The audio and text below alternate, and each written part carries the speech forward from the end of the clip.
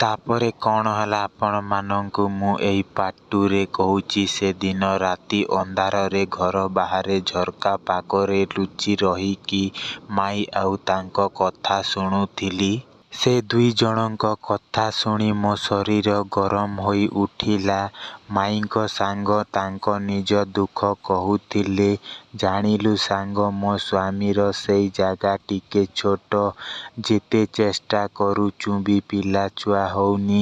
ସେଥିପାଇଁ ଘରେ କିଛିଦିନ ଗାଁକୁ ଯାଉଚି ବୋଲିଚି। ଆଉ ସତ କଥା ହଉଚି, ମୁଁ ତୋ ପାଖକୁ ଆସିଚି। ବିବାହ ହେଇ ଏତେ ବର୍ଷ ହେଲା ପିଲାଛୁଆ ହୋଇନି। ସ୍ୱାମୀ କ'ଣ କରନ୍ତି ଜାଣିନି। ମୋତେ କିଛି ଉପାୟ ଦେ। ତାଙ୍କ ସାଙ୍ଗ ନରମ ସ୍ୱରରେ କହିଲେ। ମୁଁ ଭାବୁଥିଲି ତୁ ତୋ ସ୍ୱାମୀଙ୍କୁ ରାଜି କରି କୌଣସି ଉପାୟ ଖୋଜିବୁ। ମୋ ମାଇଁ ହସିକି କହିଲେ, ସେ ମୋତେ କେବେ ବି ପୂରା ସନ୍ତୁଷ୍ଟ କରିପାରିଲେ ନାହିଁ।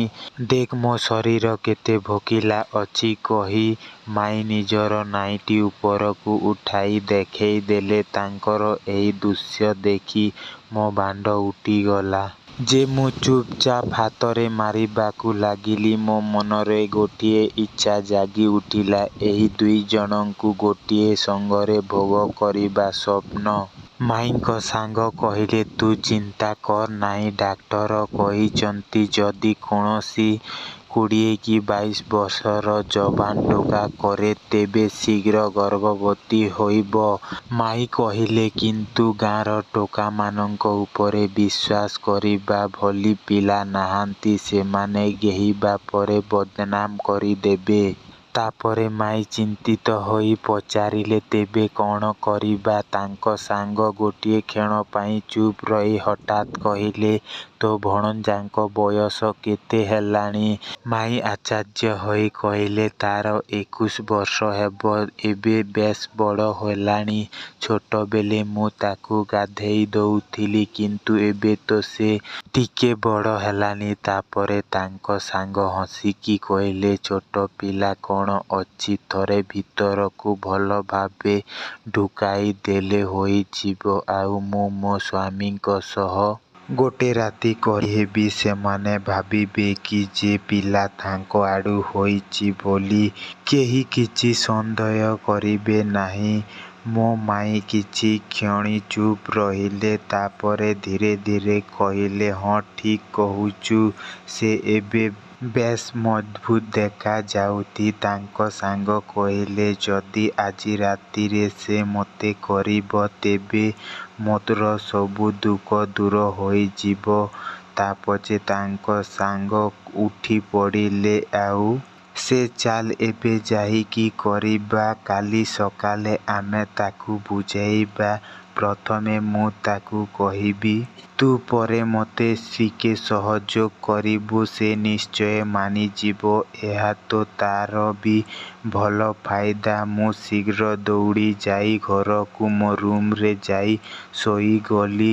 କିନ୍ତୁ ମୋ ମନ ଆଉ ଶରୀର ଦୁଇଟା ଜାଗି ରହିଥିଲା। କାଲି କ'ଣ ହେବ ଭାବି ମୋ ହାତ ଗୋଡ଼ ଥରୁଥିଲା। ମୋର ଉଠିଲା ବାଣ୍ଡକୁ ଚାପି ଧରିଥାଏ। ରାତିରେ ମୋର ଛାତି ଧକ୍ ଧକ୍ କରୁଥାଏ। ହଠାତ୍ ବାହାରୁ କିଛି ଶବ୍ଦ ଶୁଭାଗଲା। ମୋ ମାଇଁ ଓ ତାଙ୍କ ସାଙ୍ଗ ଆସିଲେ। ସେମାନେ ପ୍ରଥମେ ଡାକିଲେ ମୋତେ, କିନ୍ତୁ ମୁଁ କିଛି ରିପ୍ଲାଏ ଦେଲିନି। ତାପରେ ସେମାନେ ଧୀରେ ଧୀରେ ମୋ ରୁମ୍ ଭିତରକୁ ପଶି ଆସିଲେ ଏବଂ ଭାବିଲେ ଯେ ମୁଁ ଗଭୀର ନିଦରେ ଶୋଇଛି। ଘରର ଗୋଟେ ଛୋଟ ଲାଇଟ୍ ଜଳୁଥିଲା। ତାଙ୍କ ସାଙ୍ଗ ଆଉ ମାଇଁ ଧୀରେ ଧୀରେ ମୋ ପାଖକୁ ଆସିଲେ ଏବଂ ମୋର ପେଣ୍ଟ ଉପରେ ହାତ ବୁଲାଇଲେ ଯେପରି କିଛି ହୋଇନାହିଁ। ତାପରେ ସେ ମୋବାଇଲ ଲାଇଟ୍ ଜଳାଇ ମୋ ବାଣ୍ଡକୁ ଭଲ ଭାବେ ଦେଖିଲେ। ମୁଁ ଗଭୀର ନିଦରେ ଶୋଇଲା ପରି ଅଭିନୟ କରୁଥିଲି ମଧ୍ୟ ମୋର ବାଣ୍ଡ ପୂରା ଉଠିକି ରହିଥିଲା। ମାଇଁଙ୍କ ସାଙ୍ଗ ଦେଖି ଆଶ୍ଚର୍ଯ୍ୟ ହୋଇ କହିଲେ, ଆରେ ଦେଖ, ତୋ ଭଣଜାଙ୍କ ବାଣ୍ଡ ତ ତୋର ସ୍ୱାମୀଙ୍କଠାରୁ କେତେ ବଡ଼ ଓ ମୋଟା। ତୋର ସ୍ୱାମୀଙ୍କ ତ ଏଥିର ଅଧା ବି ହେବ ନାହିଁ। ମାଇଁ ମଧ୍ୟ ଚୁପ୍ ହୋଇ ଦେଖୁଥିଲେ ଏବଂ କହିଲେ, ହଁରେ କେତେ ବଡ଼ ଓ ଶକ୍ତ ଲାଗୁଛି। ପୂରାପୂରି ଉଠିଛି। ମୋ ଭଣଜାଙ୍କ ବାଣ୍ଡ ତ ମୋ ସ୍ୱାମୀଠାରୁ ମଧ୍ୟ କେଡ଼େ ବଡ଼ ଜଣାପଡ଼ୁଛି ଦେଖିକି। କହିଲେ ଆଉ ସେମାନେ କିଛି ସମୟ ଚୁପ୍ଚାପ୍ କଥା ହେଇ କହିଲେ, ଚାଲ୍ ଏବେ ଯିବା। କାଲି ରବିବାର ଅଛି। ଭଣଜାକୁ କାଲି ସବୁ ବୁଝାଇବା।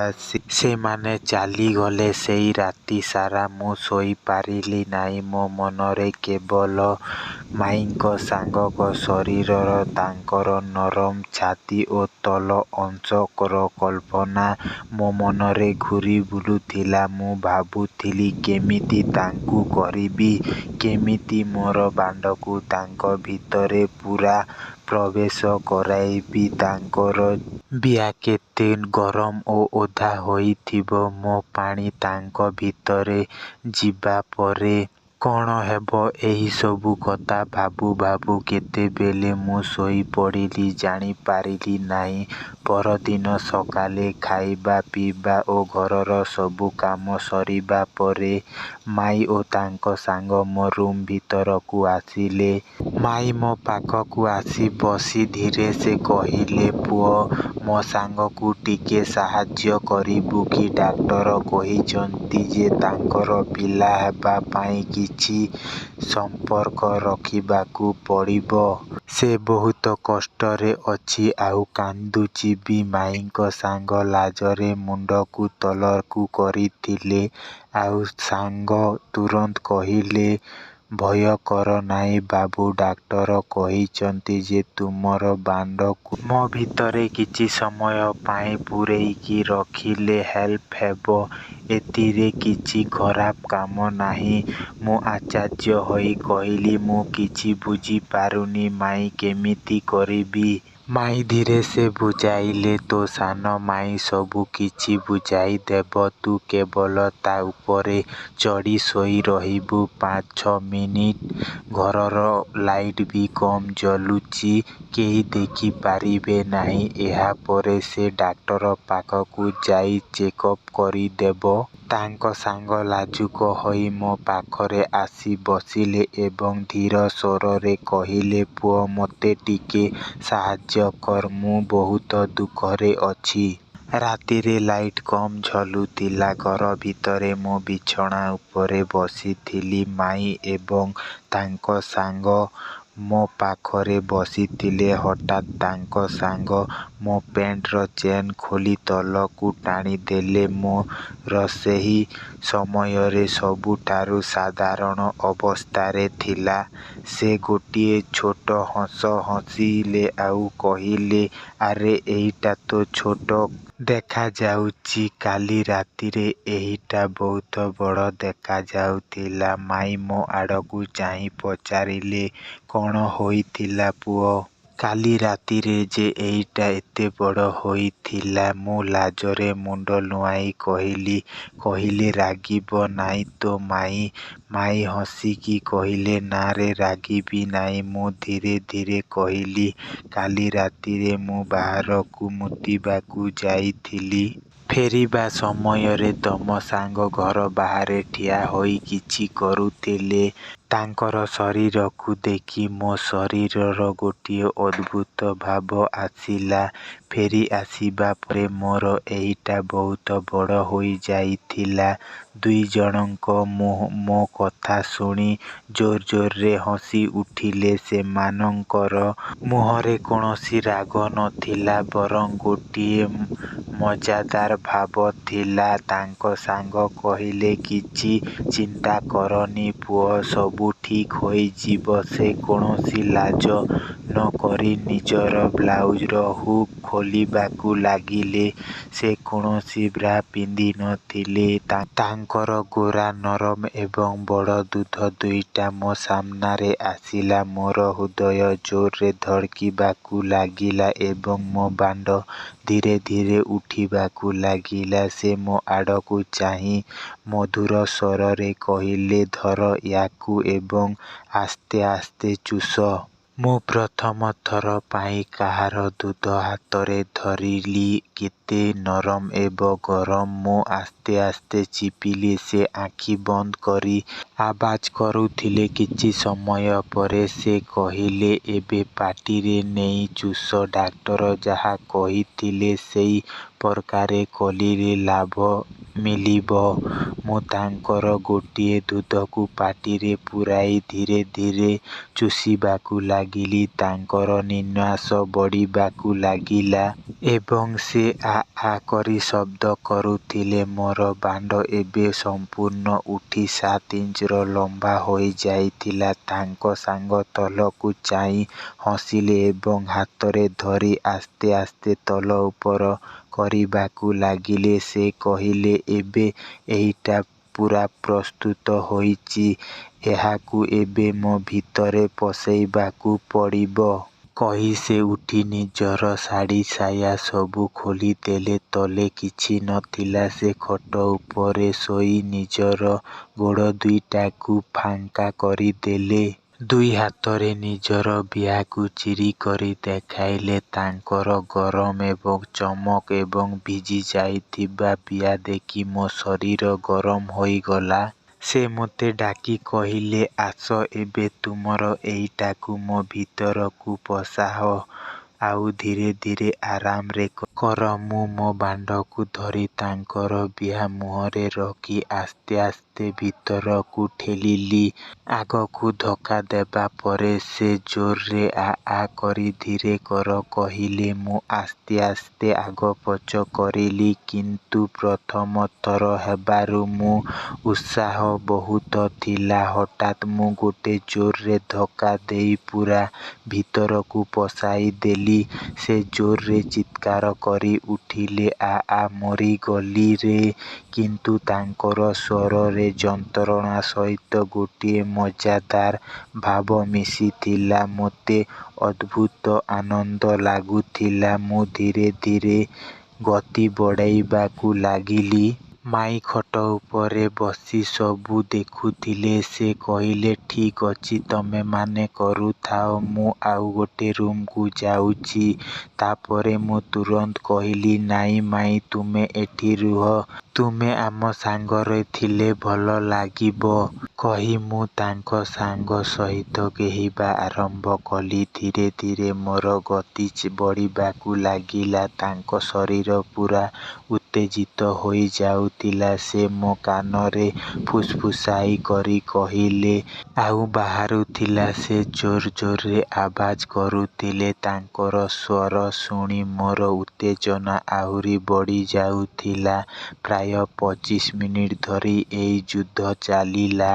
ହଠାତ୍ ମୁଁ ଲକ୍ଷ୍ୟ କଲି ଯେ ମୋ ମାଇଁ ଏହି ଘରେ ଥିଲେ। ତାଙ୍କର ଶରୀର ଥରୁଛି। ତାଙ୍କର ଦୁଧ ଦୁଇଟା ବ୍ଲାଉଜ ଉପରୁ ଟାଇଟ୍ ଦେଖାଯାଉଛି। ମୁଁ ପଚାରିଲି, ମାଇଁ, କ'ଣ ହେଲା?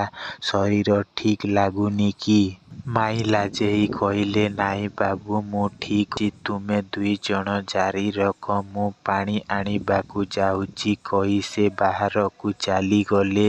ମାଇଁଙ୍କ ସାଙ୍ଗ, ଯାହାକୁ ମୁଁ କରୁଥିଲି, ମୋତେ କହିଲେ, ଉଠ, ଏବେ ତୁମେ ଉପରକୁ ମୁହଁ କରି ଶୋଇପଡ଼। ମୁଁ ତୁମ ବାଣ୍ଡରେ ବସି ଉଠ୍ବସ୍ କରିବି।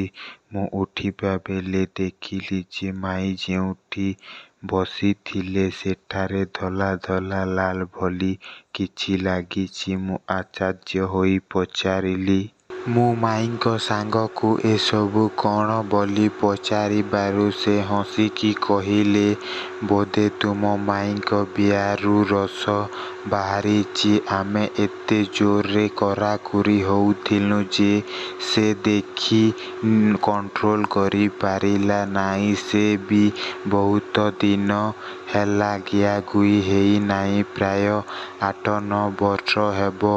ମୁଁ ଚିନ୍ତିତ ହୋଇ କହିଲି, ଯଦି ମାଇଁଙ୍କ ପାଇଁ?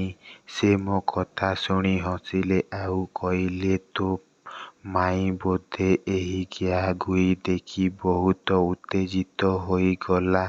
ଚାଲ ତାକୁ ଦେଖିବା ଏବେ କ'ଣ କରୁଛି। ଆମେ ଦୁଇଜଣ ବାହାରକୁ ଗଲୁ। ଘର ପଛର ବାରିଆଡ଼େ ଯାଇ ଦେଖିଲୁ ମାଇଁ ନିଜର ଶାଢ଼ିକୁ ଟେକି ଦେଇ ବସିଛନ୍ତି ଆଉ ନିଜ ବିଆରେ ଆଙ୍ଗୁଳି ପୂରେଇ ଧୀରେ ଧୀରେ ଘଷୁଛନ୍ତି। ତାଙ୍କ ବିଆ ଦେଖି ମୋ ମୁହଁରୁ ଲାଳ ଝରିଲା। ମୁଁ ଫୁସଫୁସାଇ କରି କହିଲି, ମାଇଁଙ୍କର କେତେ ସେକ୍ସି ବିଆ, ଯଦି ମୋତେ ଗେହିବାକୁ ଦିଅନ୍ତେ କେତେ ମଜା ହୁଅନ୍ତା ବୋଲି କହିଲି। ମାଇଁଙ୍କର ସାଙ୍ଗ କହିଲେ, ହଁ ଚେଷ୍ଟା କରି ଦେଖ, ସେ ବହୁତ ଦିନ ହେଲା ଖାଇ ନାହାନ୍ତି, ନିଶ୍ଚୟ ରାଜି ହେବେ। କିଛି ସମୟ ପରେ ମାଇଁ ଉଠିଲେ ଆଉ ଘର ଭିତରକୁ ଆସିଲେ। ମୁଁ ଶୋଇ ପଡ଼ିଥିଲି ଉପରକୁ ମୁହଁ କରି। ମାଇଁଙ୍କର ସାଙ୍ଗ ମୋ ଉପରେ ବସି ଉଠ୍ ବସ୍ ହଉଥିଲେ ଆଉ ଆ ଆ କରୁଥିଲେ। ହଠାତ୍ ମାଇଁ ଘରେ ପଶିଲେ। ମାଇଁଙ୍କ ସାଙ୍ଗ କହିଲେ, ଆରେ ଆମେ ଏମିତି କରୁଥିବା ଦେଖି ତୋର ବିଆରୁ ରସ ବାହାରିଗଲା କି? ମାଇଁ ଲାଜରେ ମୁହଁକୁ ଲୁଚାଇ କହିଲେ, ବହୁତ ଦିନ ହେଲା ଖିଆ ଖାଇନି। ଏମିତି ଦେଖି ମୋ ଶରୀର ସିରିସିରି ହେଇ ଉଠିଲା, ବିଆରୁ ପାଣି ବାହାରି ଆସିଲା। ମାଇଁଙ୍କ ସାଙ୍ଗ କହିଲେ, ତୁ ଆସୁନୁ, ଆମେ ତିନିଜଣ ମିଶିକି କରିବା। ମାଇଁ ପ୍ରଥମେ ମନା କଲେ, ସେ ମୋ ପୁଅ ଭଳିଆ, ମୁଁ ତାକୁ ଛୋଟରୁ ବଡ଼ କରିଛି, ଏମିତି ମୁଁ ଭାବି ପାରୁନି। କିନ୍ତୁ ତାଙ୍କର ଶରୀରର ଉତ୍ତେଜନା ଅଧିକ ଥିଲା। ଶେଷରେ ସେ ରାଜି ହୋଇଗଲେ। ମୁଁ ଆଉ ମାଇଁଙ୍କ ସାଙ୍ଗ କରାକରି ହେବା ସମୟରେ ମୋ ପାଣି ବାହାରିବାକୁ ଆସିଲା। ସେ ମୋତେ ଜୋରରେ ଧରି ତାଙ୍କ ବିଆ ଭିତରେ ପୂରା ପଶେଇ ଦେଲେ ଆଉ ମୋ ସବୁ ରସ ତାଙ୍କର ବିଆରେ ପଶାଇ ଦେଲେ। ଏହିପରି ସେ 4 ଦିନ ଆମ ଘରେ ରହିଲେ ଆଉ ମୁଁ ରାତିଦିନ ତାଙ୍କୁ ଭରପୁର ମଜା ଦେଉଥିଲି। 5 ନମ୍ବର ଦିନ ସେ ଘରକୁ ଫେରିଗଲେ ଆଉ ତାଙ୍କ ସ୍ୱାମୀ ସହ ଗେହ୍ଲି ହେଲେ ଆଉ ପ୍ରେଗନେଣ୍ଟ ଦେଖାଇବା ପାଇଁ ଚେଷ୍ଟା କଲେ। ଗୋଟିଏ ମାସ ପରେ ଟେଷ୍ଟ କରିଲେ ଯେ ଜଣାପଡ଼ିଲା ଯେ ମୋର ପାଣି କାମ କରିଛି, ତାଙ୍କର ପେଟରେ ପିଲା ରହିଛି। ଏହାପରେ ମୋର କରାକୁରି ଉପରେ ବହୁତ ଜ୍ଞାନ ବଢ଼ିଲା। ବିଆ ନ ଦେଖିଲେ ମୁଁ ଶାନ୍ତିରେ ରହିପାରୁନଥିଲି। ଶେଷରେ ମୁଁ ମାଇଁଙ୍କ ସହ ମଧ୍ୟ କରିବାକୁ ବାଧ୍ୟ ହେଲି। ମାଇଁ ପ୍ରଥମେ ଲାଜ କଲେ, କିନ୍ତୁ ପରେ ସେ ଦିନକୁ 2-3 ଥର ସେ ନିଜେ ମୋତେ ଡାକି ପେଲା ଖାଇଲେ। ତାଙ୍କ ଶରୀର ଏତେ ଭୋକିଲା ହୋଇଯାଇଥିଲା ଯେ ଆଉ ରହିପାରୁନଥିଲେ।